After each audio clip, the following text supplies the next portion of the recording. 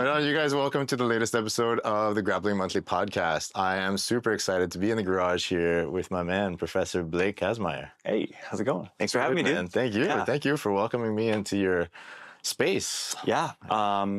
It's not much, but it's honest. It's awesome. It's awesome. I've seen it from the internet. Yeah. And now to be here in person is it feels good. Awesome, man. Yeah. Yeah. Well, welcome. Glad to have you here. Thank you. Yeah. You guys, as usual, if you're enjoying the podcast, please like and subscribe, engage with the content, leave a comment. Let us know what you'd like to see next. Interviews, stories, it's all about telling jiu-jitsu stories at the end of the day. So, yeah, without any further ado, let's get into it. So, Blake, I've known you as, like, I would say probably acquaintance level / being in the same space to gradually becoming friends through like mutual participation in jiu-jitsu, right? Like over the course of some years now. Yeah. But my first memory that is like truly like unique to you or of you was your black belt acceptance speech. Oh, thank you. Yeah. That stuck with me for a while. And I wondered if we could like rewind further back and just go straight to like the genesis. Like, how did you first encounter jiu-jitsu and what made you kind of decide, hey, I enjoyed this, I want to continue? Yeah, well, thanks for asking, and thanks for that compliment about the black belt speech. Dude, my jiu-jitsu story is so not interesting. It's remarkably... I'll be the judge. Yeah, fair. They'll be the judge. Yeah, exactly. So, I mean, I think like most people our age-ish, like 1993, UFC 1. Yeah. My stepmom's brothers with VHS tapes at the family barbecue, Nice. You know, in a dark room while nobody was looking, like, screaming at the TV, like, what is this, right? They were my stepmom's brothers, like my uncles, you know what I mean? They were like Taekwondo guys. Okay. Like adult Taekwondo guys who like, they competed a little bit, I think. And there was that moment of watching jiu-jitsu just dismantle people. And they went to their gym and were like, can we start learning jiu-jitsu here? You know what I mean? And it never stuck for them, but it was, I watched that happen, that cultural phenomenon happen at a small level. And so jiu-jitsu was always a thing. I was familiar with it. I knew it was like this superpower. And I was a fan of mixed martial arts pretty much from that point on, to varying degrees, but like I love the game. And oddly enough, dude, I was a competitive cyclist for a long time. Right. I raced bikes for like 15 years. And I did jiu-jitsu and cycling at the same time for a while as well. But it would always, like, the thought of anything on top of cycling like really just was like, no, it's like secondary. Okay. And then I got a Groupon, dude, for $100 for a gi and a month of training at this place called BJJ in San Francisco. And I went and I was like, oh, this is really cool. But I also went with the wrong group of guys. Okay. So like I went with my cycling training partner and his brother and another one of our friends. And they're like, my partner's brother was All-American rugby player from Cal. Okay.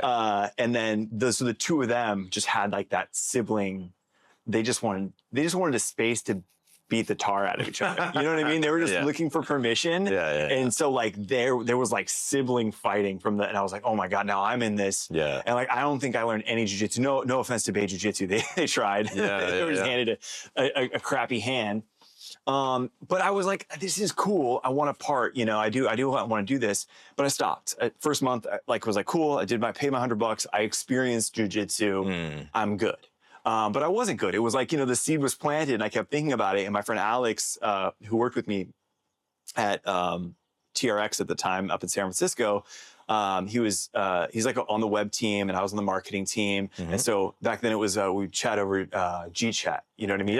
Or Slack. Of course. And he's like, oh, I noticed you got a gi at your desk. And I was like, yeah. He's like, well, you know, there's a school up the street. Like if you ever want to train. I was like, okay, cool. And I sat there just like kind of like looking at my gi for like a couple months. And eventually I was like, okay, I'm going to go with you. And my friend Alex was at the time a purple belt under Salo. And he was really good. Yeah. He's really, really good at jiu-jitsu. And that's when I started training at Homolo Mello BJJ in San Francisco. Okay. And then it stuck. And I was just kind of like, okay, cool.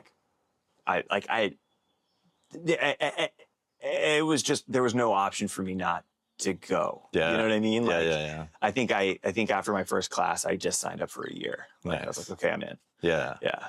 Nice. That's not a dull story at all. Okay. Yeah. It's not super exciting. You know what I mean? I mean, I think you're absolutely right. Our generation, like 1993 is such a big moment. Yeah. Right. And for some of the people that I interviewed in Brazil or that are Brazilian, for them, it was like a couple years before it was there was jiu-jitsu versus luta libre, right? And that was like a big thing where there were two grappling modalities battling it out for supremacy. Yeah. And then North America got it a little bit later via the UFC, I think, right? For sure.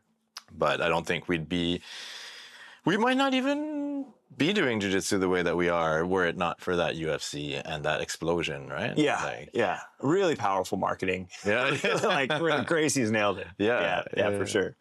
It's interesting. I want to come back to the marketing thing because you're quite the storyteller, and I can tell that that's from a long time ago. It's not just a recent thing, right? Because marketing, to a certain extent, I think is storytelling, right? Yeah. But so you trained in the Bay Area for a while, and then eventually made a move to Los Angeles. Yeah, I trained from white to brown belt under Homolo. And then, like, it's funny, I signed up for a year. Within my first year of jiu-jitsu, I had a really bad bike accident. Okay. And I had to have shoulder surgery. Okay. And so it actually went from like a heavyweight down to a middleweight. I was like, oh wow. I was like a pretty muscular big dude. And then my shoulder injury happened, and kind of like 6 months into white belt. And then that took like 6 months to recover from. Yeah. And so it was a bit of a stutter start, but when I came back, like my jiu-jitsu was like a totally different thing. And it's funny because like you're 6 months into white belt, it's like, man, jiu-jitsu is not great at all. Right, but like right. I was a bigger guy, and then I came back at like 175. Oh, that's a big difference. And it's a huge difference, right? And like, so my training was like, I was like, oh, okay, I got to learn how this stuff works, I guess, you know? Yeah. But yeah, then I trained under, like I said, under Homolo, competed a lot, went to Brazil with Homolo. It was like second family, like barbecues at his house, and like our kids, you know, it was like really exciting to bring our kids to his house because he has kids, and to feel like our kids on his mats and stuff like that. So he was very, you know, very dear friend, and incredible jiu-jitsu. He's his lineage is, he comes from Gracie Humaida. He got his black belt under Vinny Aida. Vinny, like last month, just got his coral belt. Nice. So I've been fortunate to take a ton of classes with Vinny. He'll come to the States, and we would always like have a seminar with him. Or when we were in Brazil, we trained at actually Gracie Tijuca and Gracie Humaida. And I mean, just the depth of jiu-jitsu on those mats is just 100%. crazy. Yeah. But then, I got my brown belt. And then shortly after getting my brown belt, about 4 years ago, we moved down here. And then actually, I don't know if you know Hector Beltran, but I've heard the name. I haven't had the pleasure. Yeah, Hector's awesome, from Academy Jiu-Jitsu, under Checkmat. Hector, I'd just been friends with on social media, and I asked him, I'm like, hey man, I'm heading down to Burbank, like, where do you recommend it? And it's like Legacy. And Legacy was, 6 a.m. to 10 p.m. There's jiu-jitsu happening. Yeah. And at the time, I only had one kid. I had one small kid, and I'm working and trying to get the social media stuff happening. And I'm like, well, just looking at a schedule, that makes the most sense. 100%. And then the first day I went in, Dan Spence used to teach there, and I met Dan. Yeah. it was a Sunday open mat. And Dan was running the open mat, and I walked in, and he locked eyes with me, walked right up to me, shook my hand, and just made me feel so at home. Yeah. And then I told him my story, where I come from, all this stuff. And then he curated every roll. So he was like, every round, you're going to roll with him. Hey, have you met Blake yet? Have you blah, blah, blah. And I walked off the mat and just, again, signed up for a year. Nice. I was like, we're just going to do this. Yeah. Because it cannot get better than this. Yeah. Pretty much. Yeah. And then I trained under Alberto for 2 years, got my black belt. That was 2023, I want to say. 2023. There you go. There you go. The black up there. There you go. Yeah. And then, now I'm just doing it, dude. Absolutely. Yeah. I'm happy. Like, part of me is happy to learn of your cycling background, because at one point, like, rolling with you, I'm like, where does the power in these legs come from? Right? The squeeze and the, like, now it all makes sense. Yeah. It's jiu-jitsu and cycling. It's all technique. It's technique. 100%. But interesting that you experienced jiu-jitsu from, like, a big guy perspective, and then, like, well, I will say, like, a normal human size perspective, right? Like, because I've been, like, pretty much floating between 165 and 175 for, like, the last 20 years. And it's just my normal weight. I'm happy, I'm healthy, it's fine. But every now and then, like, the power of additional strength, like, calls out, you know what I mean? Like, I'll start lifting, I'll be like, I must smash. And then I realize, like, nah, it's not me. I mean, I've got this monument to that desire behind us, right? So, like, and I'm out here all the time. Like, I lift, like, 3 times a week. And nothing changes. Ultimately, I'm not, like, doing dramatic things that are different. I'm not, like, on a bulk cycle or anything. Right. But it's just like, I want it, you know what I mean? Like, don't get me wrong. I want big guy strength with normal guy mobility and dexterity and endurance and all that stuff. I mean, we all want the best of both worlds. I know, It's funny, actually. So I was really into RPGs, like role-playing games, especially video games that were like kind of the Final Fantasy type. But then later on, you really got to be able to develop characters, right? Like, and choose their stats ahead of time, and really, like, sometimes there are classes like warriors versus mages and types of things like that. But I would always think, okay, this time around, I'm going to make, like, one extreme, right? Like, I'll make somebody who's maxed out strength, but, like, just dumb. You know what I mean? And, like, we'll just, like, smash everything in front of them.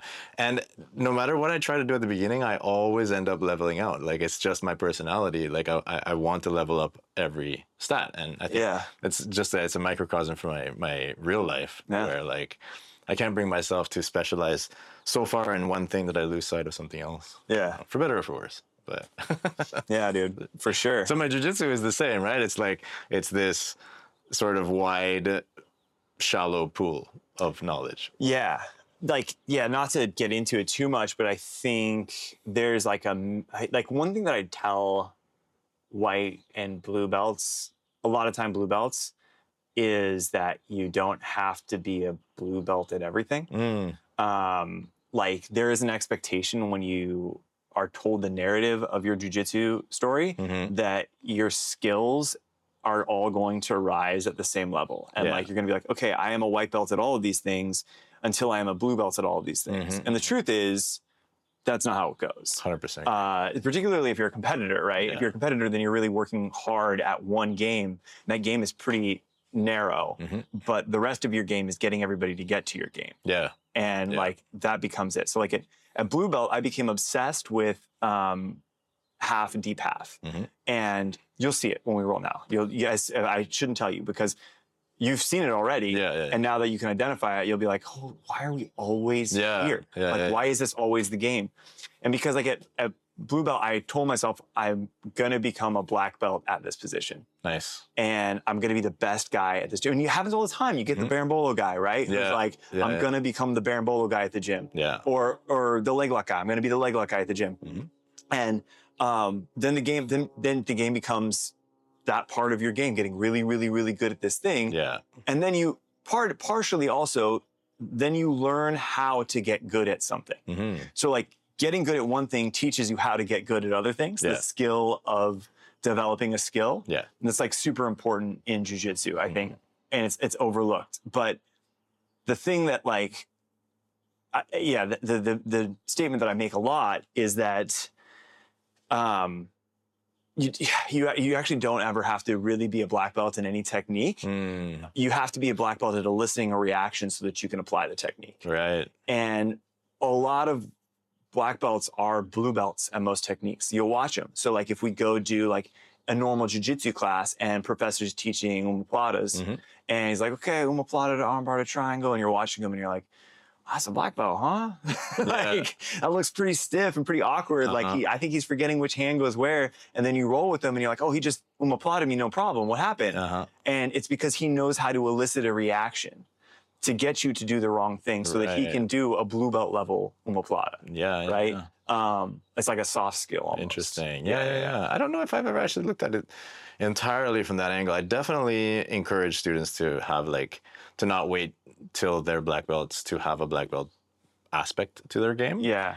But you bring up the art of learning, right? And skill building, which is yeah, so kind of something that we take for granted, right? Like we have it inherently as children, right? And then we kind of almost, I don't know if we grow out of it or if those that open-mindedness and that hyper focus is a personality trait that some people develop more than others. Yeah.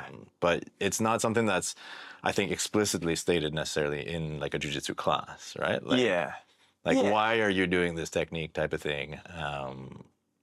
Yeah, not why, but how are we going to, we learn, one of our, I don't know if you've rolled with one of Uday's older friends, this guy, Sean. He used to come to Gorilla Den a lot. And Sean, he's great. He's good at jiu-jitsu. He's in his mid-50s, I'd say. Okay. And he had this thing, the reason why it takes 10 years to get a black belt in jiu-jitsu is because we're so terrible at teaching it. Interesting. I don't know, I believe in that, but I do like the sentiment. In that, you learn all of these disparate pieces. Yeah. And the connective tissue and how to get from one to the other is the thing you have to figure out on your yourself. own. Yeah, absolutely. And last month I just got done teaching octopus guard, right? Yeah. We were teaching it for a month at Legacy, and I had at the end of the month one of my students goes, so this feels like this is a really strength-based position. I need to be strong to do this. And I was like, Aaron, I failed you. I was like, I should have been focusing on teaching you how to react, teaching you how to get people to do the things, because that's what I was, if this, then that, if that, then this. But a lot of it is also just figuring out how to poke the bear in the right way so that, it runs in the right direction right into the trap. Yeah. And I think that we don't focus on that enough. Yeah. And that's, again, it's a soft skill that you have to learn. That's what mat time kind of gives you. Yeah. For sure. Yeah. No, that's interesting. I think, so I've been teaching De La Riva recently at Glendale. And it's only leading up to that I really kind of started thinking why am I not having the success that I think I should be having? Because I know the techniques. I know a battery of techniques from the De La Riva position, right? But I'm sitting there static in that position, which isn't at all a static position, right? And I'm not necessarily, I hadn't really thought that much on how to get it to that position first off, and then how to keep the person moving and off balance once I'm there to ultimately, achieve a goal. And then by the end of the month, the classes actually ended up being less about any specific technique. I had to give them a set of tools, but at the end, it wasn't quite so much about those specific tools. It was about off balancing the other person, right? Getting them in a position where their posture is compromised and moving, and ultimately tipping them over. Yeah. Right? And whether they fall on one knee, they fall on their butts, they fall on their face, that's almost neither here nor there. It's just you've gotten the reaction you needed, and then you follow up by either standing up or what have you. Yeah. Right? Submission, etc. Yeah, I'm chronically annoying about that. So we're on butterfly. I was teaching a step over pass, and people are like, well, is this windshield wipering or high stepping and I'm like, yes. And they're what? I'm like, well, depending on the reaction you elicit, it's going to require any one of those things. And what I want you to do is I want you to figure it out for yourself, because what I tell you isn't going to be what's right for you. And this is the framework. You're going to have to fill it in. I can see that as either being an extremely rewarding response or an infuriating one. Yes. It's like, just give me a straight answer. Yeah. And what I'll frequently do is I'll just sit there and be like, let's try both. Yeah. Let's try both real quick. How does that feel? How does that feel? Does that feel good? Does that feel realistic? You know what I mean? And I'll sit there and we'll play a little bit. And then I'm also like, not to like get into this, but like, I do incorporate a lot more games into my training, into my teaching. Nice. Like I like the UGS ski is back there, but like I subscribe to UGS, Universal Grappling System, which is like show your rules, sort of games-based approach. Okay. They're also trying to be diplomatic about not calling it eco or constraint sled or whatever it is, but it's genuinely more fun. Yeah. So I don't do any kind of like you'll never do like burpees or shrimps or anything like that in my warm-ups. We warm up with games. Yeah. And the games are all relevant to the technique that we're teaching. Nice. And then, there's usually a significant amount of live rolling, but it is really, I'm teaching a technique, and then you're really having an opportunity to figure out what works for you based off of how we are prepping our bodies, how we're warming up. Like, I'm not going to be like, okay, cool. Like now that you know this, like, or whatever, now that we're getting ready to do this thing, I'm going to make you do a movement that is completely unrelated to the thing that we're about to do. Of course. Yeah. So you won't be doing jumping jacks before like an X choke, for example. Right. There's not a technique that I can think of other than intimidating your opponent and in the warm-up area where a jumping jack is applicable to anything. Yeah. And like my idea about that is like, let's say warm-ups take 15 minutes, and warm-ups are largely, they're important if all of your students show up at the beginning of class. So no purple belts. Exactly. And they all do their entire warm-up, right? Yeah, and they all have this warm-up. But really what the warm-up stands to do often is it gives the person who's teaching it a time to kind of like chat with people. It gives the stragglers a chance to come into class they fall in and they tie their belts. And, I always joke, black belt time, right? Like they show up 15 minutes late.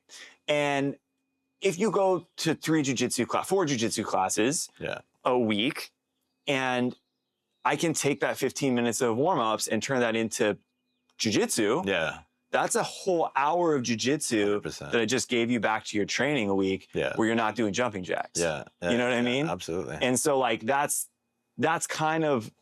how I like to think about it. Yeah. No, I appreciate that.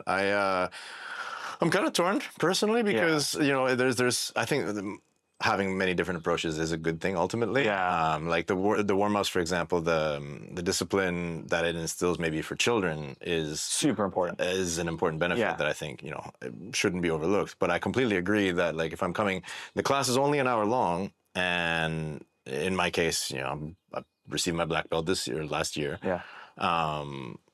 I'm okay not doing jumping jacks. I really okay not doing jumping jacks, and even hip escapes and things like that. Like, but then there's the other side of it where like you look at a judo class, proper like judo school may or may not have competitors, but take the art seriously. The class might be 2 hours, and it might be an hour of conditioning related to jiu-jitsu, right? Like kumikatas and dragon push-ups and all the things that elicit the same strength that you need for the game, and then their technique, and then their randori. And I'm thinking, and like wrestling would be similar, right? In terms of their like really strenuous classes and long classes at that. I'd be curious to know how big of a portion is the technique portion, right? But I have a soft spot for that kind of training as well. Yes. And I wish that our lives would allow for more of that, but I wonder if like it's just not possible. Like, it's just true. It's funny because like every school that I went, like Homelo's, I know the warm up. I haven't been there for 4 years. I know the warm up by heart. Yeah, I can. You know what I mean? I can lead the warm up at that class. And same with obviously with Legacy, Yeah. the noon class was like my jam, and like I know that warm jumping jacks. Yep. And like and on that level, like I never showed up late. I was diligent about being there to do every push up, to do every piece of it, because the ritual was important to me. So part of it is also like understanding what it is that students are coming to you for. That's a good point. Yeah. Yeah. I mean, I can go on about this for a long time, but like, I think that we fundamentally don't understand exactly why it is that I think we fundamentally misunderstand why it is that people love jujitsu. I think very little of it has to do with getting really good at jujitsu, and so much more of it is just having a community, a ritual, a framing for your life. And the fact that it's this really badass martial art is a really cool bonus. But yeah. So like, and so part of that is like, yeah, dude, some people like to bow to the masters. Some people really like to, you know, have these sacred things in a society that very much feels like very little is sacred in that way anymore. You know what I mean? Yeah, absolutely. Yeah. That's there's a lot there to unpack that you said just now. I think there's like an organizational culture kind of vibe that also happens. Like, this is the way we do things here. Yeah. You know, that trickles down from your previous teacher and their teacher and the teacher before that. But it doesn't necessarily account for being in a different country, or, you know, for your demographic maybe being completely different of students, that is, you know, than that which was, you know, originally in Brazil, for instance.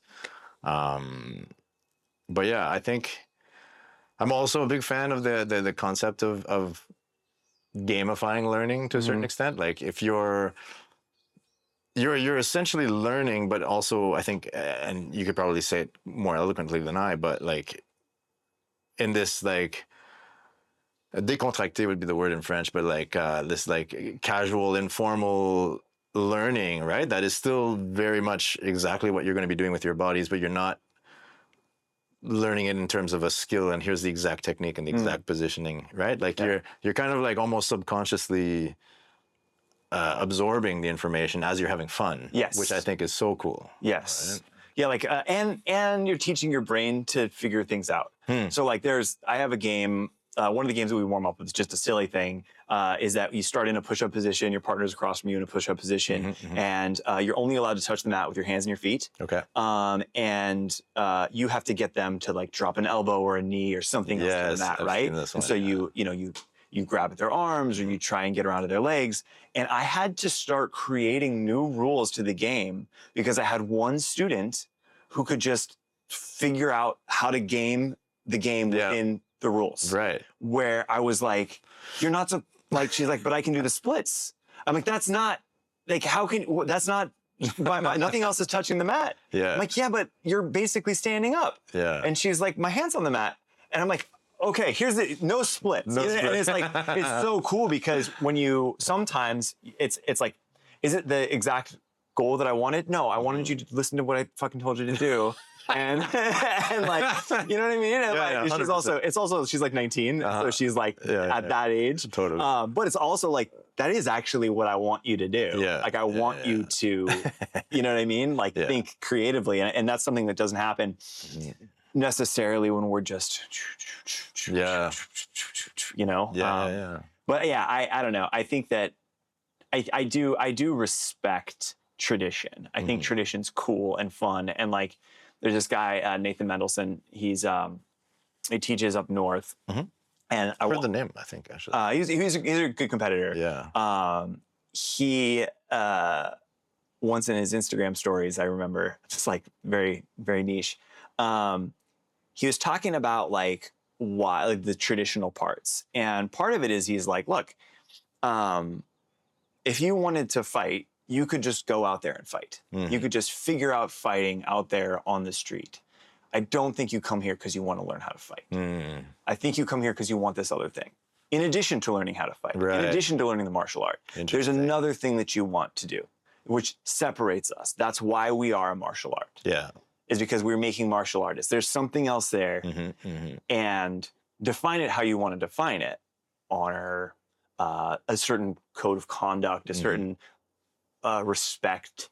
But that like frou-frou fake magic is important, and it's important to me. Right. You know, in the same way that I think, you know, not to get too heady, but in the same way that, you know, religious traditions are important, and other cultural traditions are important. Like, traditions are important. We are humans. We make them over and over and over again. Yeah. And I think, like I said, I think that a lot of people actually do go to jiu-jitsu more for this framework, for community, for all these other pieces that are informed by that tradition. Yeah. And I think that there's something, so long as it's not toxic and problematic, so long as it doesn't create a lot of that in the news lately, right, weird hierarchies, and when everyone's a good actor, it can be really cool. Yeah, absolutely.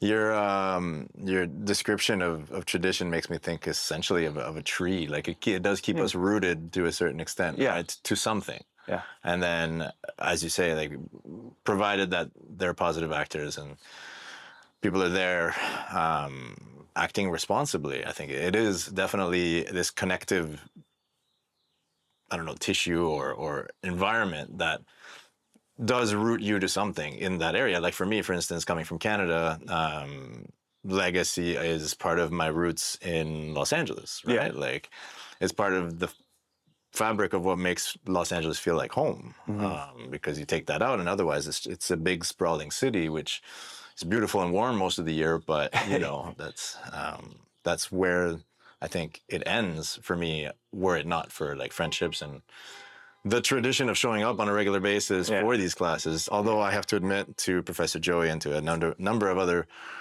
teachers that are often at noon, I don't make it on time for the warm-ups, but so it's more life than... and that's the other thing too. My old gym never cared if you were on time or late. Like, my professor home, and like I strove to be on time as much as I could. Yeah. But he's also like, you're an adult.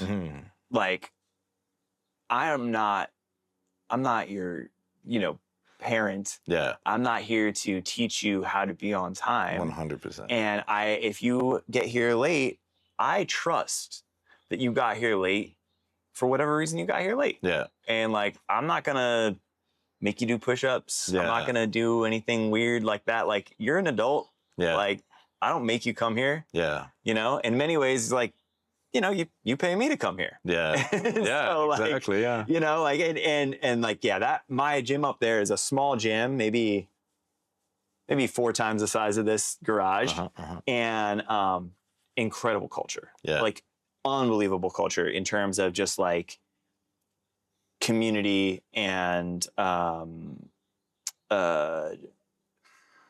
just a vibe. Yeah. It's so hard to explain how important a vibe is. Yeah. So you train at a gym that has a terrible vibe. Like, yeah, absolutely. Yeah. And so, like, so with that, it's like, you know, and a legacy, like I said, I always try and be on time. A lot of it is due to the fact that, like, but if my students come in late, I have a couple that trains with me. They're married and they have a small child. Yeah. And they're late almost every class.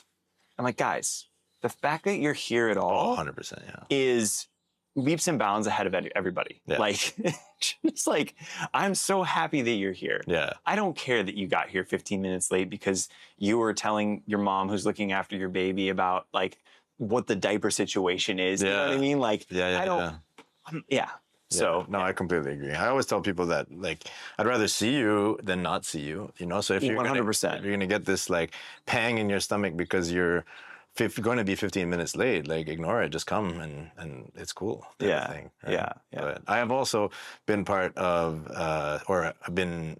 I've taken class where the school in question was very different and it was a completely different vibe. Now, I think there's a vibe for everyone, right? Like, to a certain extent, like there are things that probably shouldn't happen on the mat, and then there are, like, on both sides of the spectrum, right? Like, there's, in my humble opinion, that there's schools that focus so much on everything else that we're talking about as a positive force that maybe, like, from a technical standpoint, their jiu-jitsu is okay. Oh, all the time. Right? All the time. But see, for me, that's a showstopper. Like, if I go in and I'm like, on a technical standpoint, this is not what I think will make me better. I won't go back, even if the community is amazing. Yeah. But that's me, right? If I'm the best guy on the mat, I'm on the wrong mat. Yeah. And like, and I totally know what you mean. Like, it's like, oh yeah, vibe's cool. Yeah. But like, what are we doing? Exactly. But then the other aspect is I don't want either, right? Where everybody is super tough, but I might get injured like 2 or 3 times a week, you know, or like have some weird rivalry with like some angry like person, right? Like, I'm not gonna pay to go to that. Yeah. Right. Exactly. Well, that's the thing ultimately, right? Like and people ask me about like picking a jiu-jitsu gym, because that's a question I get hit up about a lot. Hey, starting jiu-jitsu, what do you recommend? Like, what do I need to know? And I say, there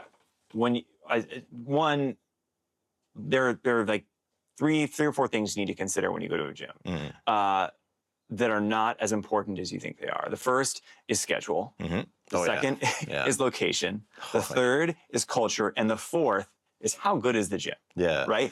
If culture is good, you will overcome a shitty schedule and a bad location. Yeah, that's true. If the location is amazing, you might overcome having a bad schedule and it being, culturally a little wonky, right? But like, so if the training is really, really good and training is really, really important to you, then you will overcome 100%. Schedule, right? That's why we have people that drive all the way down to AOJ. Yeah. Right? Yeah. And go train there. However, for most people, culture. Yeah. Culture overcomes everything when it comes to a gym. And so I tell people like, obvious things like what's the ratio of men to women on the mats? And I say that not because of, I do say that because I want women to feel comfortable in gyms, but I think a good indicator of technique and teachability is, can the most physically vulnerable person apply this technique in a way that's effective? Right. Then it's good technique. Yeah. And that's why women tend to be, that's often why women or people who are of smaller stature tend to be so technically strong. Yeah. Because they have to be. Yeah. And so if you see smaller people or a lot of maybe smaller women on the mats, they feel comfortable there. Yeah. Probably a little bit cleaner. And that it's probably a technically strong jiu-jitsu, which is kind of important. Yeah. These are all things I kind of tell people when they're getting in. But that's great. That's fantastic advice. Yeah. In fact, you have this a triad in project management, right? Which is cost, scope, and schedule. Yes. Right. And you can have you can do things really fast, but it's going to either cost you or the quality is going to be. Did we just write a LinkedIn post? Right. What jiu-jitsu taught me about project management, shoot me in the face now. My opinions on the platform are my own, but there's a lot of merit, I think, in the triad in project management, and what you just explained, it just happened to be 4 points, it really resembles that, and it makes a hell of a lot of sense. Like, because I won't drive to Costa Mesa. Like, much respect to the Mendez brothers, it's just too far. But I could see why some people do it, right? For sure. Like, I do subscribe to AOJ Plus. So there you go. I have a woman that trains with me who will train. She'll drive down there, train like 2 classes, drive back up here. My goodness. Teach a kid's class, then take my class. Wow. And I'm like, and she's a hobbyist. Damn. She's not a competitor. Yeah. She's definitely looking like a competitor these days. But I'm like, like, if it's that important to you, it's really important. Yeah, absolutely. So it's interesting because you touch on hobbyists, and like I could only really describe myself as a hobbyist, but I'm at a point in my life where jiu-jitsu is central to like work-related activities, creative endeavors, and the practice of the art itself. So it's like, it's literally pretty much my entire life apart from like my wife, our dog, and our families. You're not a hobbyist, you're a professional. I guess. Yeah. But you're not a competitor. But exactly, right. So like, how do you advise people I don't know if you ever get these questions, but like where do I fit in jiu-jitsu? You know what I mean? Yeah. So you never asked the question about skateboarding. So like, I've been a skateboarder my whole life. Yeah. Right? And I did skate a little bit, but I was really trash. No, but that's the thing. Yeah. You don't have to be good to be a skateboarder. Right. You don't have to have skated in months to be a skateboarder. Right. Skateboarding is something that you are culturally. So skating, I've skated my whole life. Yeah. I've never been good at skateboarding. I've always loved skateboarding.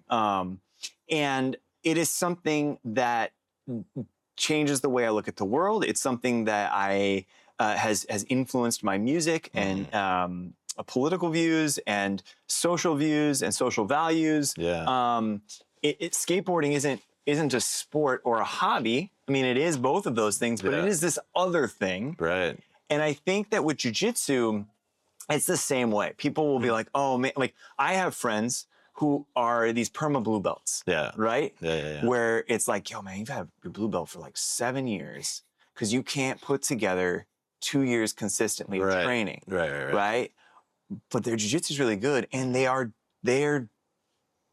culturally jiu-jitsu players. You know what I mean? They're like, that's who they are as a person. Yeah. And I think that it's way more about a lifestyle than it is about the often being good or the practice of the art. Interesting. Right? Yeah. Like this little logo here. Like I see this logo anywhere in the wild. Yeah. And it means something to me, right? Like I got a bunch of gis with that logo on it back there. And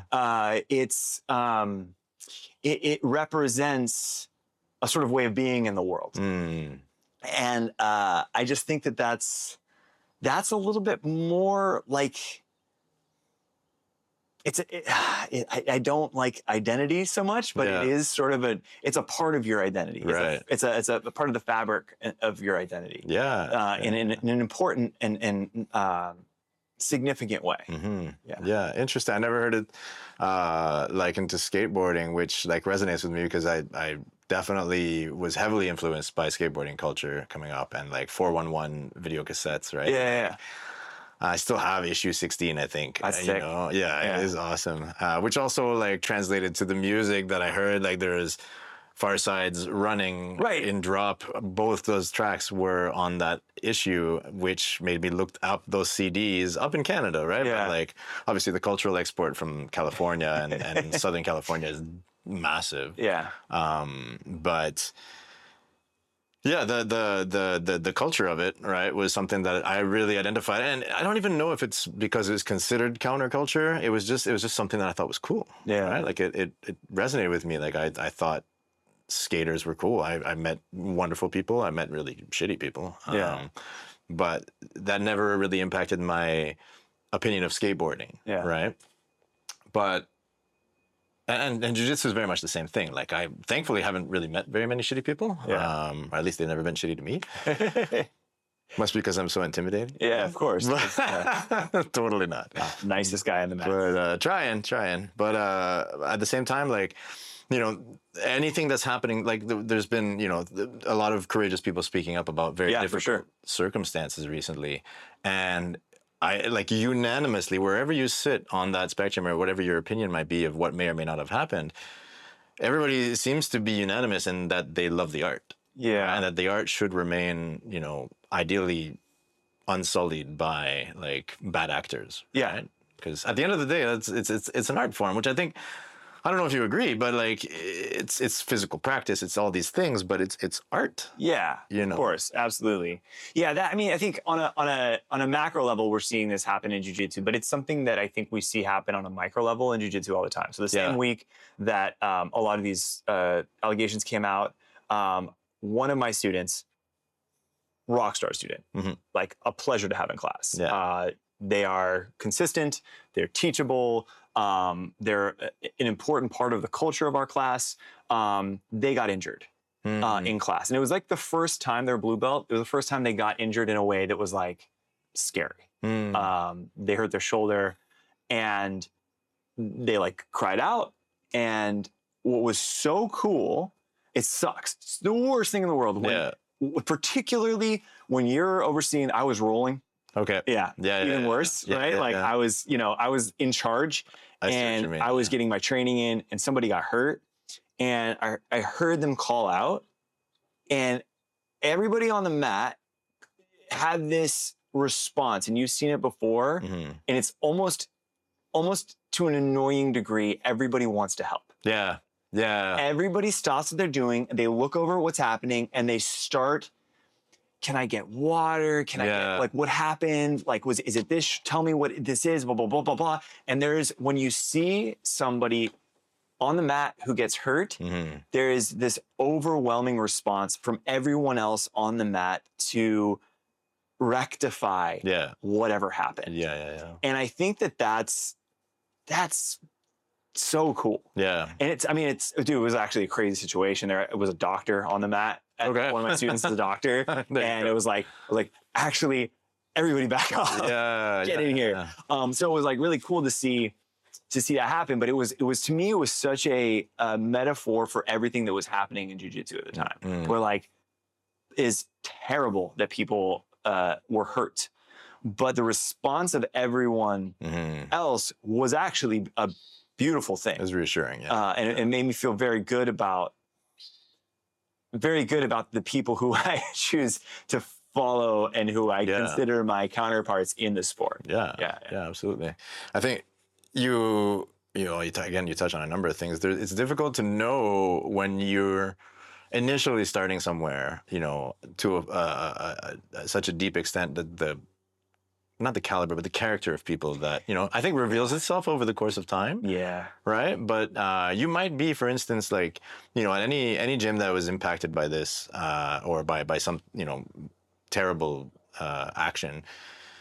But you might be there like twice a week for your class, and you're a busy parent. You have your things, you come, you do your class, and you leave, and you're not really, inherently privy to any of that stuff. Yeah. So I'm sure in some cases it may come as a complete shock, but then, when you have the opportunity to spend like mat time, right? It's not only good for technique, it's also good to get to know the people that you're grappling with. And I think that's where, at least someone like you and definitely me will either stay somewhere or not, right? Like, but you're spending a significant amount of your time there. Yeah. And you're spending a lot of your time getting there. And also, especially in LA. yeah. Like you have every right to have a good experience. And if you're not having a good experience, you have every right to find a place that's better. Yeah. And whatever that means to you. Yeah. And some people like discomfort. You know what I mean? Like I think we all do. Like we got a certain degree of discomfort. 100%. You got to choose what's worth what. You know what I mean? Yeah, for sure. One of the coaches, so Coach Casey Halstead, who runs 10th Planet Las Vegas, I interviewed him, and he had his take on basically his program, right? Especially the night classes, was that he's competing with the local sports teams and all the other sort of entertainment options. Imagine in the city of Las Vegas. They're Las Vegas adjacent, but it's Las Vegas.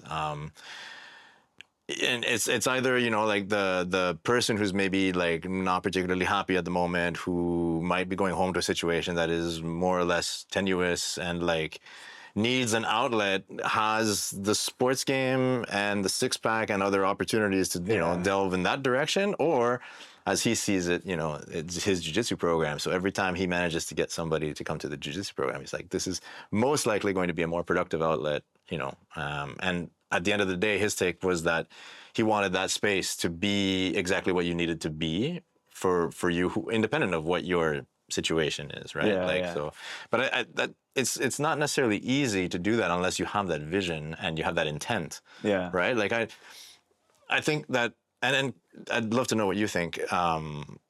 If you open a school, for instance, you might have your reasons for doing so. It might be all like it might be, you're coming from somewhere where this is the bulk of your expertise, like you're a straight up master in it. So you're going to open a school, but there's so much more to it. There's the administration, there's the marketing, there's this, there's that. And there's who you hire, there's how you teach them. And over the long term, you might find that like, you're not actually on the mat all that much. And nobody ever trained you on how to like lead a team or an organization, much less like franchise locations and contracts and things like that. So like, in my experience, like you're looking for you're looking for a space that suits you personally, but from the other side of the coin, like how do you cater to everybody? Yeah. I don't know if you can. Yeah. I think that is actually a problem that I think a lot of jiu-jitsu academies run into, where it's like, I mean, there's also the thing that's like, the high-level competitor is actually a terrible teacher. Yes. You know what I mean? Yeah. And, but like the name recognition opens the gym. And yeah, it is a struggle. Thankfully, like I only got to worry about these mats and the ones that I get to go teach on. For sure. Because I mean, Becca and I, my wife and I, we always, fantasize. So what if we move to Boise and we get the lot, half of it is, 3/4 of it is the jiu-jitsu space. The other half is the coffee shop. There we go. And then, like, and we're like, and there's a little performance space. We got jazz, we got live bands playing while jiu-jitsu's happening. I already love this space. This is great. And I was like, oh yeah, what about insurance? Oh yeah, like what about all this stuff? And like, you have the vision. And that's why it's really, really hard. It's really hard to run a business. It's really hard to run a business with an attrition rate, particularly as terrible as jiu-jitsu. Yeah, exactly. It's hard to get people to come in and be like, hey, 100% guarantee you're going to get injured. Yeah. It's just a question of when and how bad. Yeah. You know what I mean? It's like... Or you're going to get like a ringworm or something. Yeah. Can you sign the waiver? Yeah. You know what I mean? So, yeah. I don't know. Yeah, it's tough. And in fact, it's funny because you mentioned business and I didn't realize that, yes, essentially I'm summarizing what it is to run a business. Yeah. But, well, I'm curious. So like from a personal standpoint, I find that like a lot of people that I meet on the mats have something in common with me, which is like, I don't know how else to describe it, but an addictive personality, right? And I don't like, I'm curious if you would say that you also would describe yourself as that. And if so, like, is it inherent to, like, do we need to be this way to enjoy jiu-jitsu? Well, look,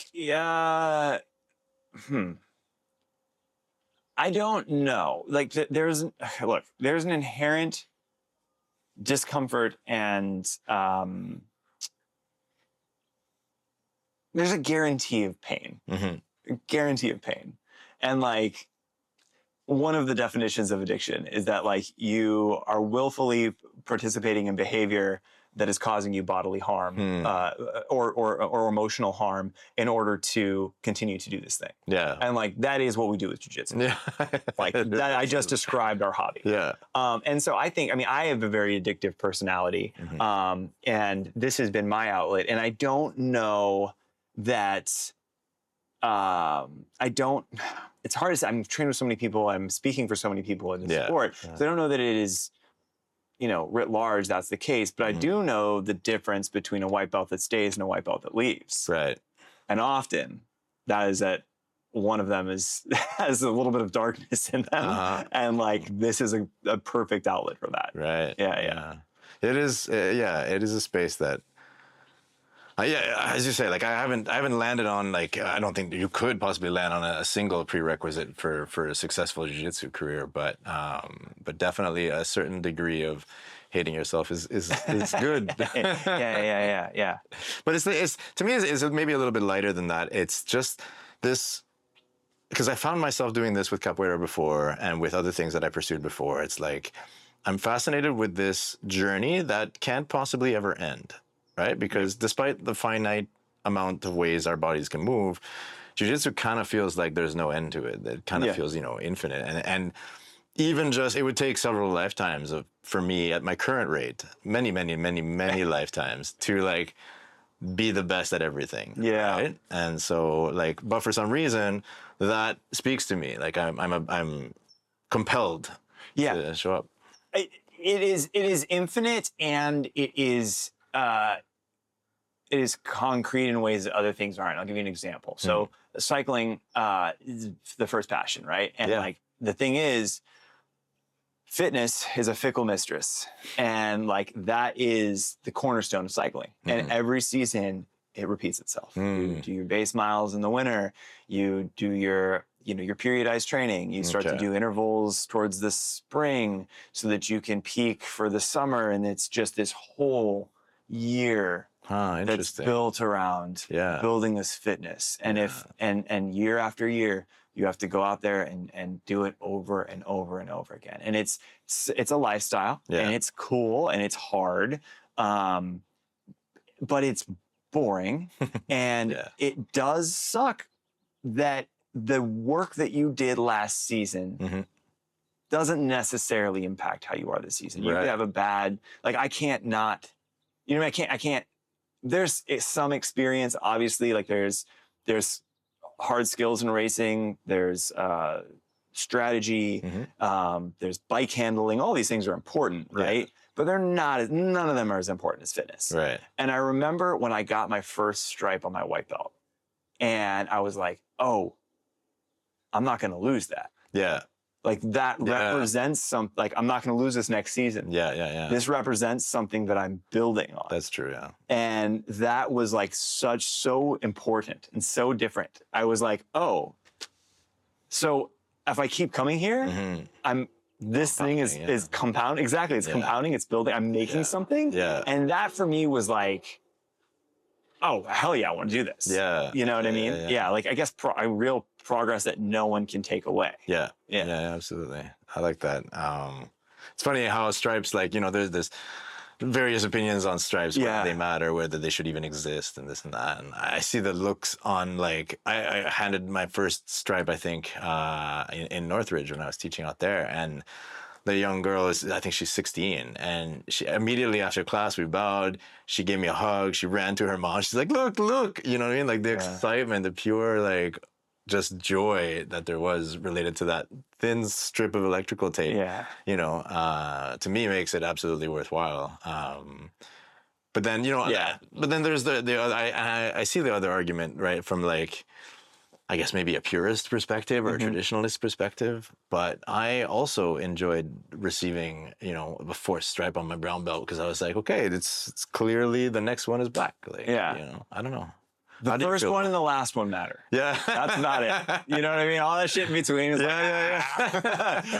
fact that the first one, I'm better than the person who is the worst. Yeah. Okay. Yeah, the last one, there's nowhere else to go. Like, those are the most important ones. And like, dude, I had 0 stripes on my purple belt when I got my brown belt. I had like, it was just not something that our gym did. Yeah. It was, you know, promotions, you know, my professor would like recognize some people with like their hard work, but it was never like, dude, there was never counting classes, anything like that. Like, I mean, he counted classes and roughly, you know, made assumptions about where things were going. And, but, you know, it was never, when I came to Legacy, and I definitely understand why it's really important at Legacy when you're running an academy with 700 students. Yeah. Like, and it's hard to keep track. Really hard to keep track. And it's really important to set some standards and keep things like, that's how the ship runs. And so I actually really, I understand and respect their stripe system a lot.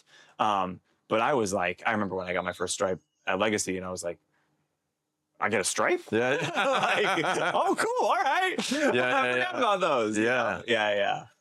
It also kind of, I think, helps shield the blow if you're like, you're a blue belt at your first competition and you get utterly smashed by the 4-stripe blue belt. You're like, oh, he's got 4 stripes on his blue belt, you know, clearly. Of course. Yeah. Anything to protect the fragile ego. Yeah. Which, like, I think is another thing, right? Like, it's talked about a lot, but like, I don't know if I subscribe to leaving your ego at the door. I don't think there's such a thing. I even think that an ego is partially a good thing to a certain extent. You shouldn't just roll over and accept, like, you know, I've been defeated. Yeah. You know, but boy, does it get like just smashed on a regular basis, doesn't it? Yeah, it does. It does. And I also think like there's a difference. I think there is I think there's the thing about the person you are outside of the gym versus the person you are inside of the gym that's an important thing. And like the reality check inside of the gym is an important thing, you know, like where you're like, okay, we're here. I understand that I am like I'm human and mortal. And, you know, there are things about myself outside of here that make have no relevance in here. And I think that's really important. I think that's really refreshing why we come to the gym. But then there's things like, hey man, if you don't have fucking confidence in your sweep, you're not going to sweep anybody. There's that. You need confidence. Yeah. You know, or if you don't have, like, I mean, my old professor would get on me all the time. You're too nice. Really? Yeah, you're too nice. What are you doing? I'm like, well, honorary Canadian, right? And it would be like, in some degree, and I'm like, you know, I want to be everybody's favorite training partner. He's like, yeah, but you want to be good at jiu-jitsu. And like, sometimes their favorite training partner is the guy who actually is really hard to roll with, you know? And it was like oh, okay, you know. And now I'm somewhere in between. You know, my goal is still to be everybody's favorite training partner. Yeah. No, I don't know. I don't know about, it's just, the ego thing is funny. Because I think a lot of people who talk about, oh yeah, like, I got really humbled or like blah, blah, blah. Like I didn't have much of expectation coming in. Like, ego was pretty low when I walked in the door, so I don't know how much more was going to get smashed. But it was quite the opposite, actually. It was, you know, this confidence. Right. It was like, oh, cool. And then also like, there is that dumb thing in your head when you're in, you know, when you're at a store and like somebody's mean to you and you're like, yeah, but I can, you know what I mean? Like in this certain context, I'm very comfortable with what would happen between us. Right. Yeah. No, that's definitely reassuring. And then that also speaks to, I don't know if you'd agree, but like to me, it speaks to a certain need that we have. Maybe it's a male thing, but I don't think it would necessarily be exclusive because, you know, mothers protect their family like very, very, very viciously if need be. But like, this need to be able to feel as though like I'm competent in protecting myself and my loved ones. That, you know, that is healthy, I would argue. Yeah, natural. Yeah, maybe. Yeah. I would also say that it's, again, the importance of the reality check, which is like that.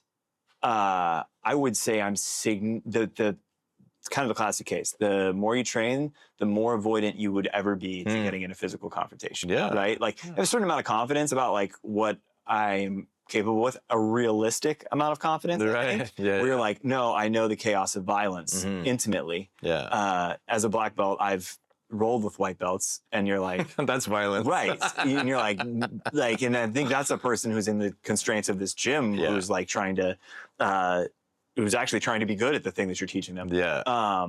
Versus, you know, some crazy person out in the world. 100%. And so like there's that. And then I just think the for me, and I don't think this is the case with everybody. You know, I've said this before. It's like some people come to the gym an asshole and then they become an asshole with a black belt. Yep. And that is just a thing that happens. It is not the water does not smooth every stone, unfortunately. Well said. And I mean, it doesn't. No. And you know, black belt doesn't inherently make you a good person. I've been saying that shit for years, by the way. I mean, it's important, you know, and I think that it does. And for some people, it's a terrible thing for them. For some people, a niche group of people, I think. Writ large, I think it is a good thing, but you know, I just don't think that's something that we can confidently say, and I think it's something that people say a lot, which is that it makes you a better person, and it doesn't necessarily. No, but anyways, all this is to say that, like, yes, I think that basic skill of protecting yourself is really important to have, and to have that confidence as you walk out in the world really does change the way that you walk in the world. Yeah, for sure. Yeah, absolutely.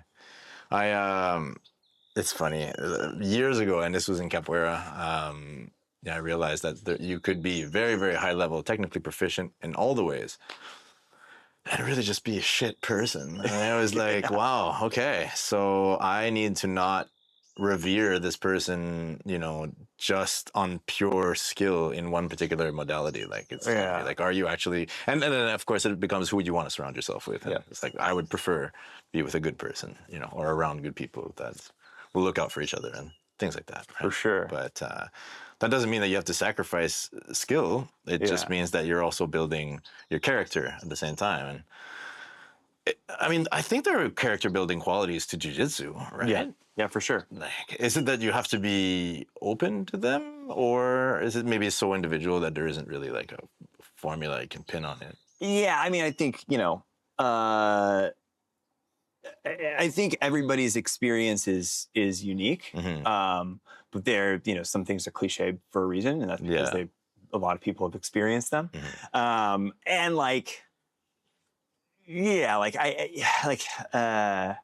actually posted on Threads a while ago. Yeah, like being a black belt doesn't inherently make you a good person. It means you're good at jiu-jitsu, but it's whatever. And someone responded, actually kind of a cool response. This person was a judo black belt, and then they were a brown belt in jiu-jitsu. And they mentioned that like in judo, they were held back from getting their black belt because they were like young, they were like 18, because they lacked a character component because they were young and cocky. Yeah. And in my head, I'm like, I kind of love that. Right. But it's not universally enforceable. Right. And it is like, okay, we expect people to meet some certain character prerequisites in order to do this, but like, doing something hard, electing to do something hard, choosing when you could choose to do anything else is that. But I think most people do jujitsu, and it's the easiest thing that they do in a day. Yeah. You know what I mean? Yeah. Like there's this, I've said this before, but like people are like, oh, jujitsu is hard. Jujitsu is not hard. Jujitsu is awesome. It's so fucking fun. It is fun. Yeah. You literally risk life and limb and get hurt and long to come back here. Yeah. That's how much you want to do this. Like like this, you pay $200 a month to do this. Yeah. Like you buy all of these gis to do this. Like jiu-jitsu isn't hard. You want to do jiu-jitsu. It's everything in the world. It's all of the friction around it that is actually the hard thing that keeps you doing it. And I actually think that overcoming the friction of the world in order to get to jiu-jitsu, now that requires character. Yeah. Yeah. I would tend to agree. Yeah. And now I can't help but unsee skateboarding as a parallel. Yeah, there it is, dude. Because like, broken bones and just bruised hips and all different types of things that happen when you take a spill. And you're right back on there with your cast and skate. Yeah, exactly. yeah. And what's hard is not like skateboarding is. I mean, the act getting good at skateboarding is hard. I think so. Yeah. But like what's hard is being 42 years old and like figuring out what to do with my kids so that I can come do pop shove-its in the driveway for an hour. Yeah. And it's like, now that's the hard thing. Yeah. Absolutely.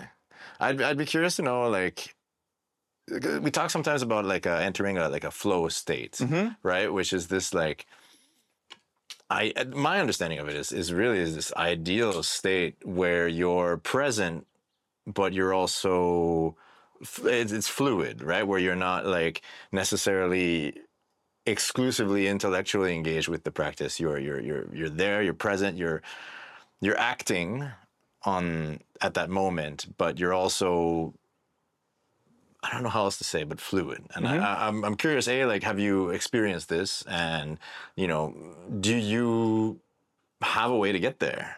And do you even look to get there, or does it just kind of happen when you're having fun? Yeah, I mean, I think, flow states are like a scientifically observed phenomenon. Like it's real. Yeah. Like our brains do this thing. Becoming Superman. Is that it? Becoming Superman is a book. Oh, is it? Yeah. I'm familiar. That it's I'll have to look it up. Yeah. It's all about flow states. Well, a significant portion about it. It's just about like the crazy high achievers, people doing things that are like insane, like Alex Honnold, right? Where it's like, jeez, I couldn't even watch it. I told you. I think I told you. Yeah. But that's. I mean, I would, he is in a flow state, kind of, but I think he's also very analytical about every choice that he's making. Yeah. So it's a little bit different. With jiu-jitsu, I'd say I'm my best. Yeah, dude. But I also think that there is sorry for the background noise. Oh, that's all right. But I also think that there's like, if you're trying to do something new, if you're trying to acquire some new skill, that often, you don't want to just be in this sort of between consciousness states of doing whatever you do. Right. But I mean, I think it's in a much smaller level. Like I actually think that's a huge part of why that the ritual of the warm up is so important for people. Right. Because it's like, it's okay, with each shrimp on the mat, it's getting them to a place where they do that every time before. They're prepping their brain to get into this place where it's going to learn, where then it's going to, switch into wherever they want to be. Mm-hmm. Yeah. Interesting. So we've come full circle to revalue. Maybe we do need to do push-ups. It is interesting as far as like maybe shaking off the residual day or residual night if you're at 6 o'clock in the morning, in order to get to prepare yourself, as you say, right, to get to that state potentially. Because I find like yesterday, for instance, I was rolling with I think a highly competitive blue belt, somebody I enjoy rolling with a great deal, and I couldn't help but notice that my mind was particularly loud at that moment, right? Like it was just like I almost wanted to be like, shut up, right? Like, and then. But I've done jiu-jitsu sufficiently long to be awarded a black belt. Like, it's not like I've just started this thing. So I've been there before, and I'll probably be there again. And I haven't quite fully grasped how to shut everything out completely. Well, it's funny because I think when you maybe that's ascension. I don't know what that is. Yeah, when you started, it was probably easier to get off a little more. Yeah. And now it's the same thing as I think Dante Leon maybe talks about this, or.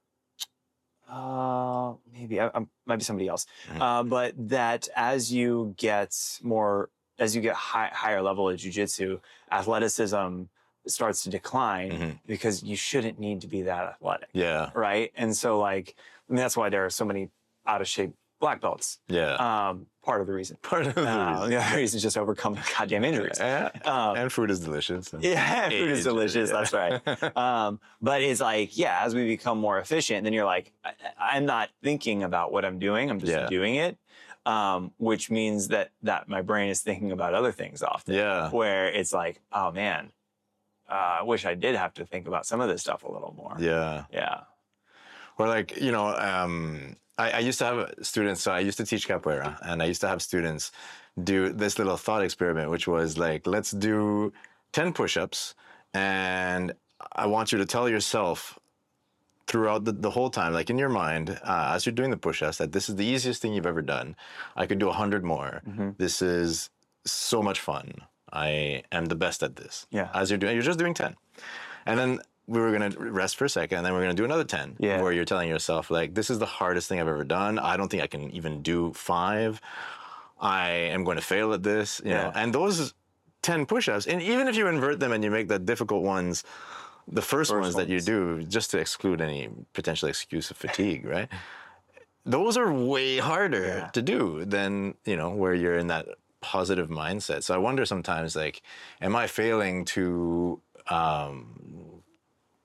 optimize my mind and my practice while I'm practicing sometimes when my mind is all over the place. Yeah, I mean, that's one of the interesting things about jiu-jitsu particularly is that anything that you see as a negative thing about yourself, it also be leveraged as a positive attribute. And and that's, I'm very when I'm teaching techniques, on different size, shape, bodies all the time. It's I'm like, hey, this might not be good for what you got, but you got stuff that's really good for what you got. You know what I mean? That's kind of what's cool about it. And I would hope to think the same is true about my brain.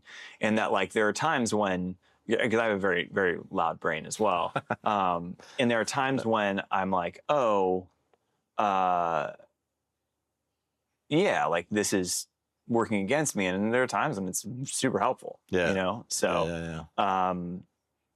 don't know. I would hope the answer is that sort of, the cliched jiu-jitsu, everybody has their own path. You know what I mean? I'm sure it's a benefit for your jiu-jitsu in some way. Fair enough. Yeah. No, I honestly, I don't think I've ever considered that. And you're right.